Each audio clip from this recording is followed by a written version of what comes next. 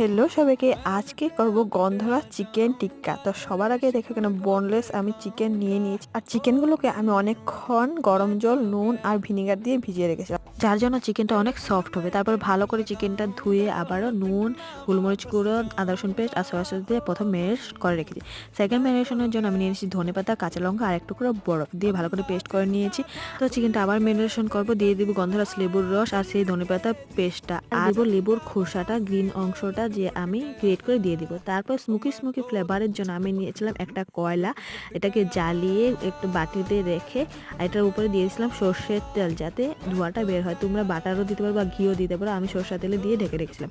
তারপরে একটা প্যানে দিয়ে দিয়েছিলাম বাটাটা গলে যাওয়ার পরে দিয়ে দিয়েছিলাম মাংসের টুকরোগুলো, আর লাল লাল পুরো পুরো করে ভেজে নিয়ে এলে রেডি আমাদের আজকের গন্ধরাজ চিকেন টিক্কা। আর তোমরা কিন্তু এইভাবে করতে পারো, আমি আমার মতো করেছি।